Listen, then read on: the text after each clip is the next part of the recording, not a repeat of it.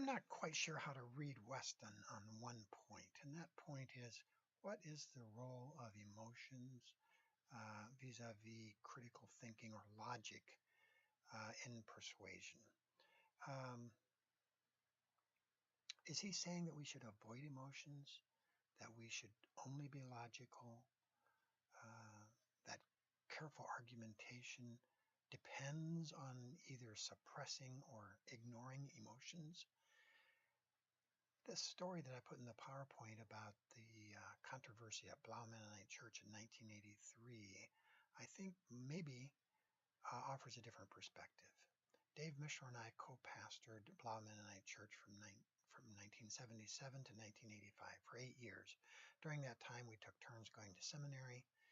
And in 1983, when we were both there, we were going through the 1963 Confession of Faith. This is what the Mennonite Church used before 1995. And Article 14 has all that good stuff about women not wearing jewelry, not cutting hair, submitting to their husbands, and there's probably some other things in there, wearing the head covering. Well, at the time, about 80% of our baptized women at the church wore the head covering, about 20% didn't. And we suggested that that was okay. But having two pastors, young guys, we were in our 20s, say that it was okay not to wear the head covering just didn't sit right with some people. And so it led to some anxiety. And there was some controversy over it almost right away.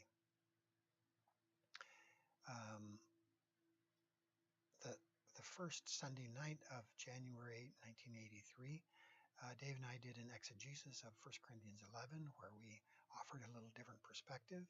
I remember our bishop saying, well, of course there's two ways to interpret 1 Corinthians 11. There's the right way and the wrong way, which tells you a little bit about how he tended to approach some of these things. Well, it wasn't long till Dave and I, after both speaking on the issue one Sunday, 2 weeks in a row, decided that the congregation was polarizing quickly and decided to back off of the issue. And we did. For the next couple of weeks, we didn't address it. And then at a business meeting, when we left the church, we all found 5-page single-spaced letters in our mailboxes from the bishop that we didn't know was coming. And it said it's time to evaluate Dave and Lauren's ministry. And by the way, they're wrong on this head covering business. Well, I was very angry. And Dave and I went to talk to Sanford about this. And I remember at the time thinking that emotions can only be bad. And so I need to keep control of my emotions, not lose my temper. And so I did. I was able to not lose my temper.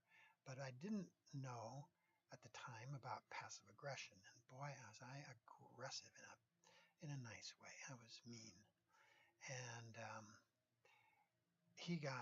our bishop got painted into a corner in a way, and he got desperate. He said things he wouldn't have said in his better moments, like, I could split this church, and if those women want to go to hell, that's their business. Things that, like I said, he wouldn't have said in his better moments. Well, at the end of the evening, fortunately, my co-pastor Dave had done less of the talking and was able to say, well, where are we really in practical terms? We're not that far apart. Sanford, our bishop, didn't want to excommunicate anybody for not wearing the head covering. We certainly didn't. And so we left that evening with an agreement that we would talk to people that we knew were angry at Sanford for what he had done. And Sanford would talk to people that he knew were angry at Dave and me. And there was no split, and not even one person left the church as a result of that. The next year, when I went to seminary, I took conflict communication and conciliation with Dave Augsburger and was able to use this as a case study to discover a few things about my own passive aggression.